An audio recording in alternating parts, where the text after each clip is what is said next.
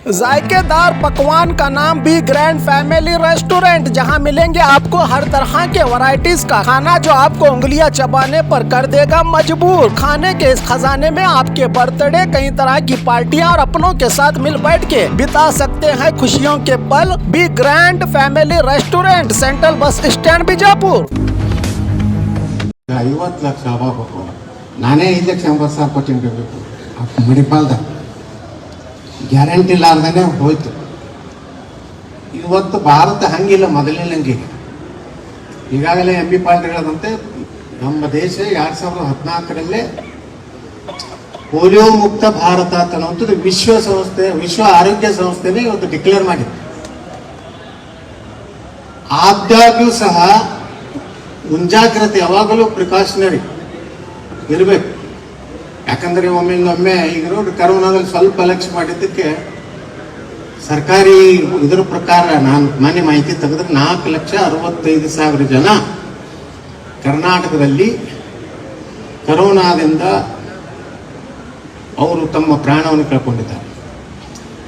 ಇದು ಬಹಳ ಮಹತ್ವ ಇದೆ. 5 ವರ್ಷದ ಮಕ್ಕಳಿಗೆ ಕೊಡುವಂಥದ್ದು ಏನಿದೆ ನೋಡಿ, ಎಷ್ಟೋ ತಂದೆ ತಾಯಿಗಳ ಮಕ್ಕಳು ನಾವು ನೋಡ್ತೀವಿ, ಅವರು ಅಂಗವೈಕಲ್ಯತೆ ಆದರೆ ಪಾಪ ಇಡೀ ಜೀವನ ತಂದೆ ತಾಯಿ ಊರಿಗೆ ಅವ್ರು ನೋಡ್ತಾರೆ, ಮುಂದೆ ಯಾರು ನೋಡೋರು ಅಂತ ಮಗುನ ಇಟ್ಕೊಂಡು. ಎಷ್ಟೋ ಸಲ ಮೊನ್ನೆ ನಮ್ಮ ಜೊಲ್ಲೆಯವರ ಮಗನ ಲಗ್ನಕ್ಕೆ ಹೋಗಿದ್ದೆ. ಅವ್ರ ಮಗನೂ ಒಬ್ಬ ಈ ಇದಕ್ಕೆ ಇದು ಆದೊಂದು ಅಟ್ಯಾಕ್. ಅವನ ಗೆಳೆಯ ಒಬ್ಬ ದಾವಣಗೆರೆಯಿಂದ ಒಂದು ಹುಡುಗ ಬಂದಿದ್ದ. ಪಾಪ ಆ ಹುಡುಗನ ಪರಿಸ್ಥಿತಿ ನೋಡಿ ಮಾತಾಡಕ್ಕೆ ಬರುವುದಿಲ್ಲ. ಒಂದು ಇದು ಚೇರ್ಮನ್ ಬರೀ 2 ಹನಿ ನಾವು ಅಲಕ್ಷ್ಯ ಮಾಡಿದ್ರೆ ಒಂದು ಮಗುವಿನ ಅಷ್ಟೇ ಅಲ್ಲ, ತಂದೆ ತಾಯಿಗಳು ಸಹಿತ ಜೀವನ ಪರ್ಯಂತ ಕೊಡುವಂಥದ್ದು ಆಗ್ತದೆ. ಅದಕ್ಕೆ ಎಲ್ಲರಿಗೂ ನಾವು ವಿನಂತಿ ಮಾಡ್ಕೋದೇನೆಂದರೆ, ಪ್ರತಿಯೊಬ್ಬರು 5 ವರ್ಷದ ಮಗುವಿಗೆ ಈ ಪೋಲಿಯೋ ಕಾರ್ಯಕ್ರಮದಲ್ಲಿ ಭಾಗವಹಿಸಿ ಮತ್ತು ಇದನ್ನು 100ಕ್ಕೆ 100. ಈ ಭಾರತ ಬರೀ ನಮ್ಮ ದೇಶದ ಆರೋಗ್ಯ ಕ್ಷೇತ್ರದಲ್ಲಿ ನಾವು ಭಾಳ ಗಟ್ಟಿದ್ದು. ನಮ್ಮಷ್ಟು ಅತಿ ಕಡಿಮೆ ವೈದ್ಯಕೀಯ ಸೌಲಭ್ಯ ಇಡೀ ಜಗತ್ತಿನಾಗಿಲ್ಲ. ಈಗೆಲ್ಲ ವಿದೇಶದವ್ರು ಬಂದು ಎಲ್ಲಿ ಆಪರೇಷನ್ಗಳು ಇಲ್ಲೆಲ್ಲ ನಡೀತವೆ. ಇನ್ನು ಪಲ್ಸ್ ಪೋಲಿಯೋದಲ್ಲೂ ವಿದೇಶದ ಅನೇಕ ರಾಷ್ಟ್ರಗಳಿಗೆ ನಮ್ಮವ್ರೀಗ ಇದು ಮಾಡ್ತಾ ಇದ್ದಾರೆ. ಕರೋನಾದಲ್ಲೂ ನಮ್ಮ ವ್ಯಾಕ್ಸಿನೇಷನ್ನೇ ಭಾಳ ಸೊಯ್. ನಮಗಂತೂ ಪುಕ್ಕಟ್ಟು ಕೊಟ್ಟಾರೆ ಬಿಟ್ಟು ರೊಕ್ಕನೇ ತಗೊಂಡಿಲ್ಲ ನಮ್ಮ ಪ್ರಧಾನಮಂತ್ರಿಗಳು. ವಿದೇಶನಾಗ 1 ಲಕ್ಷ 2 ಲಕ್ಷ ಇತ್ತು ಒಂದೊಂದು, ರಷ್ಯಾದಾಗ ಅಮೇರಿಕಾದಾಗ. ಅಂತ ಒಂದು ಭಾರತ ಎಲ್ಲದರಾಗೂ ನಂಬರ್ 1. ಈ ನಂಬರ್ 2, 3 ಅನ್ನೋದಿಲ್ಲ. ಅಂಥ ಕೆಲಸ ಇವತ್ತು ಭಾರತ ಸರ್ಕಾರ ಪ್ರಧಾನಮಂತ್ರಿಗಳ ನೇತೃತ್ವದಲ್ಲಿ ಅನೇಕ ಇವತ್ತು ನಮ್ಮ ಇಲ್ಲಿ ಭಾಳ ಒಂದು ದೊಡ್ಡ ಸಮಸ್ಯೆ ಇತ್ತು ಸರ್. ಏನಂದರೆ ನಮ್ಮ ಡಯಾಲಿಸಿಸ್. ನಿನಗೆ ಹೇಳ್ತಾ ಇದ್ರು ನಾನು ಸಾಕಷ್ಟು ಸಲ ನಮ್ಮ ಆರೋಗ್ಯ ಮಂತ್ರಿಗಳು, ಹಿಂದಿನ ಆರೋಗ್ಯ ಮಂತ್ರಿಗಳು ಹೇಳಿದ್ರು, ನಮ್ಮ ಪಾರ್ಟಿಯವರು ಇದ್ರು, ಏನು ಸುಡುಗಾಡು ಮಾಡಲಿಲ್ಲ ಪುಣ್ಯಾತ್ಮ, ಬರೀ ಮಾತಾಗೆ ಹೇಳ್ತಿದ್ದ ನೋಡ್ತೀನಿ ಮಾಡ್ತೀನಿ ಅಂತ. ಈಗ ದಿನೇಶ್ ಗುಂಡೂರಾವ್ರೇನು ಹೊಸ ಡಯಾಲಿಸಿಸ್ ಸ್ವಲ್ಪನೂ ಭಾಳ ಸುಧಾರಿಸಿ ಬರೀ ಒಂದು 60,000 ರೂಪಾಯಿನ ರಿಪೇರಿ ಇತ್ತು. ಆಟ ಮಾಡಿದ್ದಕ್ಕೆ ಭಾಳ ಚೆನ್ನಾಗಿ ಇಲ್ಲಿ ಇದು ಮಾಡಿದ್ದಾರೆ. ಬರೀ 60,000 ಸಲ ಈ 4-5 ವರ್ಷದಿಂದ ಅಲ್ಲಿ ಸರಿಯಾಗಿ ಡಿಸ್ಟಿಲರಿ ನೀರು ಇರಲಿಲ್ಲ. ಪಾಪ ಪೇಷಂಟ್ಗಳಿಗೆ ಸರಿಯಾಗಿ ಅಲ್ಲಿ ಡಯಾಲಿಸಿಸ್ ಇರಲಿಲ್ಲ. ಈಗೇನೋ ನಿನ್ನೆ ಹೇಳ್ತಿದ್ರು ನಮ್ಮ DH ಅವರು DS ಅವರು, ಒಟ್ಟು ಅದನ್ನು ಭಾಳ ಅವಶ್ಯ ಇತ್ತು. ಬಿಜಾಪುರನಾಗ ಡಯಾಲಿಸಿಸ್ ಇತ್ತು. ಇನ್ನು ಸರ್ಕಾರನೇ ಘೋಷಣೆ ಮಾಡಿದ್ದೆ ಕ್ಯಾನ್ಸರ್ ಬಗ್ಗೆನೂ ಇನ್ನು ಎಲ್ಲ ಜಿಲ್ಲಾ ಕೇಂದ್ರಗಳಲ್ಲಿ ಅದನ್ನು ಕೊಡ್ತೀನಿ ಅಂತ ಹೇಳಿದಾಗ ನಾವು ವಿನಂತಿ ಮಾಡ್ಕೊಂಡು ನಮ್ಮ ಎಂ ಬಿ ಪಾಲ್ರಿಗೆ 175 ಎಕರೆ ಇದೆ. ಈ ಎಲ್ಲ ಸೌಲಭ್ಯಗಳು ಅಷ್ಟು ಇಡೀ ಕರ್ನಾಟಕದಲ್ಲಿ ನಮ್ಮ ವಿಜಯಪುರ ಜಿಲ್ಲಾ ಆಸ್ಪತ್ರೆ ಭಾಳ ದೊಡ್ಡ ಜಮೀನು ಇದ್ದತ್ತ. ಅದಕ್ಕೆ ಇನ್ನೊಂದು medical college M B Palri ನಿಮಗೇನು ತೊಂದರೆ ಆಗಿದೆ ನೋಡ್ರಿ. ಈ ಜಾಯಿಂಟ್ ವೆಂಚರ್ನಾಗ ಒಂದು ಆಯ್ತಂದ್ರೆ ಏನಾಗ್ತದೆ, ಬಡ ಮಕ್ಕಳಿಗೆ ಎಜುಕೇಷನ್ ಇವತ್ತೆಲ್ಲ 2 ಕೋಟಿ 3 ಕೋಟಿ ಡೊನೇಷನ್ ಕೊಡೋ ಬದಲಿ ಸ್ವಲ್ಪ ಮೆರಿಟ್ದಾಗ ಇದ್ದವ್ರಿಗೆ ಸಿಕ್ಕರೆ ಬಡ ಮಕ್ಕಳಿಗೆ ಹೆಚ್ಚು ಡಾಕ್ಟರ್ಗಳು ತಯಾರಾದರೆ ಅನುಕೂಲ ಆಗ್ತದೆ ಅಂತ ಹೇಳಿ ವಿನಂತಿ ಮಾಡಿಕೊಂಡು ಈ ಪಲ್ಸ್ ಪೋಲಿಯೋ ಕಾರ್ಯಕ್ರಮ ಯಶಸ್ವಿಯಾಗಲಿ.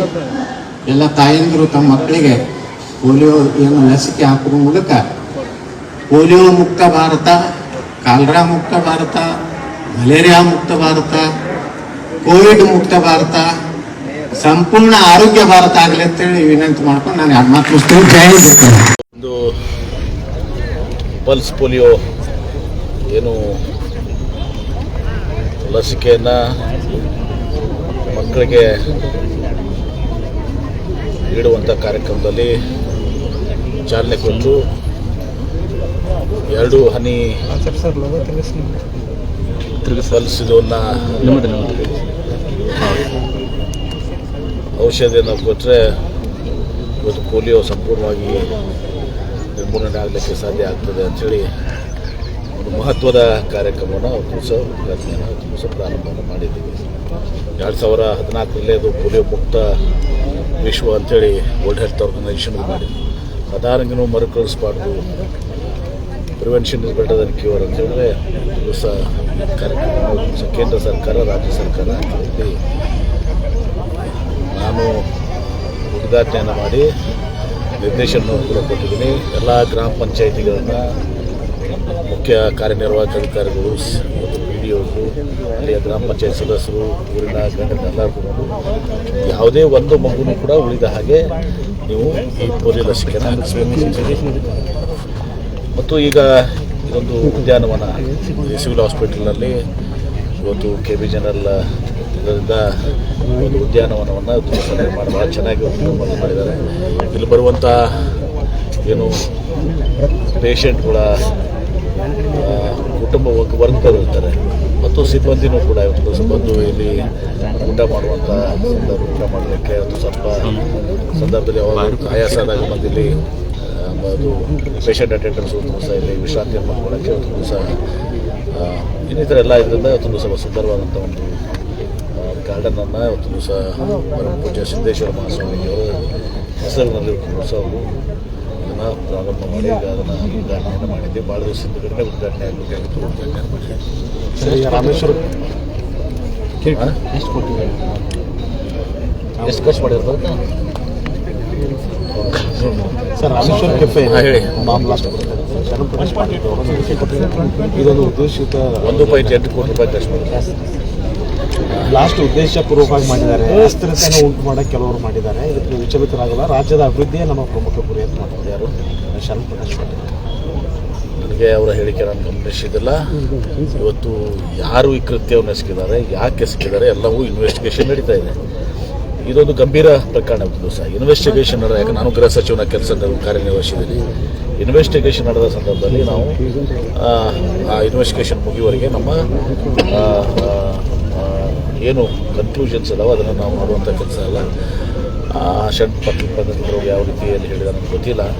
ಇದು ನಾನಂತೂ ಇಷ್ಟೇ ಹೇಳ್ತೇನೆ, ಇದು ಕೃತ್ಯ ಉಗ್ರರ ಕೃತ್ಯನೋ ಅಥವಾ ಬೇರೆ ಏನೋ ಇದೇನೋ ಯಾವೆಲ್ಲ ಆ್ಯಂಗಲ್ನಲ್ಲಿ ಮಾಡಿ ಇವತ್ತು ಅದು ಯಾರೇ ಇರಲಿ ಅವ್ರಿಗೆ ಕಠಿಣವಾದಂಥ ಶಿಕ್ಷೆ ಆಗಬೇಕು. ಮತ್ತು ಇದರ ಮೂಲ ಏನು ಇದು ಇದೆ ಅದೆಲ್ಲವನ್ನು ಸಂಪೂರ್ಣವಾಗಿ ತೆಗೆಯುವಂಥ ಕೆಲಸ ಆಗಬೇಕು. ಇದು ದೇಶದ ರಕ್ಷಣೆ ಬಂದಾಗ, ಜನರ ಹಿತ ಬಂದಾಗ ಪಕ್ಷ ಗೀಕ್ಷ ಮುಖ್ಯ ಅಲ್ಲ, ರಾಷ್ಟ್ರ ಮುಖ್ಯ.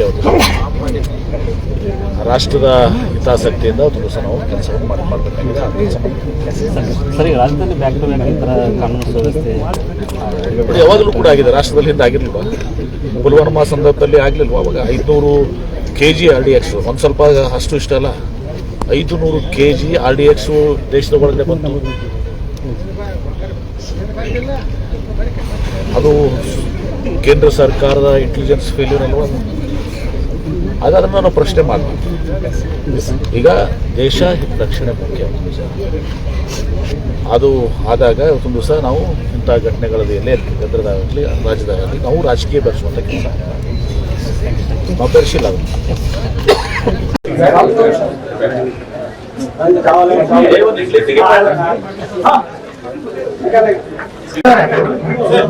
ಕಾಂಟ್ರಾಕ್ಟರ್ ಸ್ವಲ್ಪ ಇದು ಮಾಡಿ ಸರ್. ಅವರು ಯಾರು ಕೆಲಸ ಮಾಡ್ತಾ ಇರಲಿಲ್ಲ, ಪಾಪ ಅವ್ರು ಮಾಡ್ಯಾರ. ಈಗ ಅವ್ರನ್ನೆಲ್ಲ ಕೆಲಸ ಮಾಡ್ಯಾರ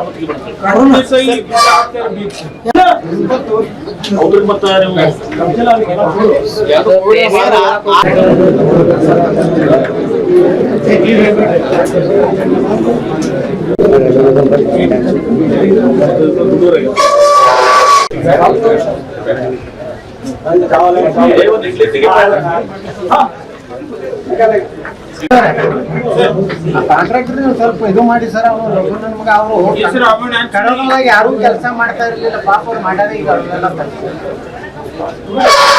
ಕರೋನಾ ಯಾರು ಕೆಲಸ ಮಾಡ್ಯಾರ ಅವತ್ತಿಗೆ ಬರ್ತಾರೆ ಹೌದ್ರಿ ಮತ್ತ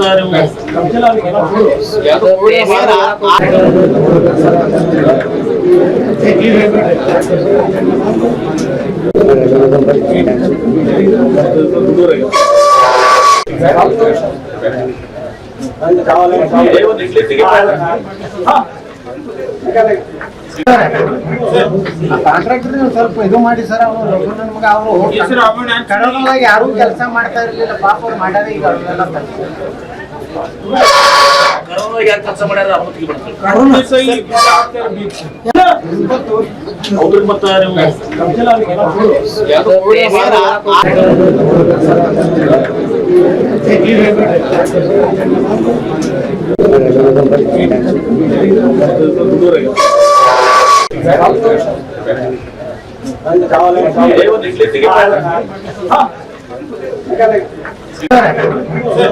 ಕಾಂಟ್ರಾಕ್ಟರ್ ಸ್ವಲ್ಪ ಇದು ಮಾಡಿ ಸರ್ ಅವರು ನಮ್ಗ ಅವರು ಕರೋನಾದಾಗ ಯಾರು ಕೆಲಸ ಮಾಡ್ತಾ ಇರ್ಲಿಲ್ಲ ಪಾಪ ಅವ್ರು ಮಾಡ್ಯಾರ ಈಗ ಅವ್ರೆಲ್ಲ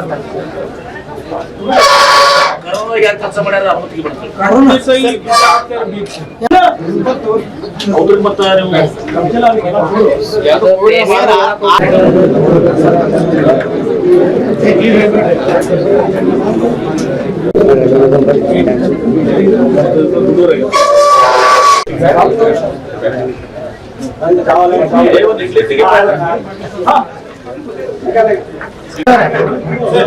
ಕಾಂಟ್ರಾಕ್ಟರ್ ಸ್ವಲ್ಪ ಇದು ಮಾಡಿ ಸರ್ ಅವರು ನಮ್ಗ ಅವರು ಕರೋನಾದಾಗ ಯಾರು ಕೆಲಸ ಮಾಡ್ತಾ ಇರ್ಲಿಲ್ಲ ಪಾಪ ಅವ್ರು ಮಾಡ್ಯಾರ ಈಗ ಅವ್ರೆಲ್ಲ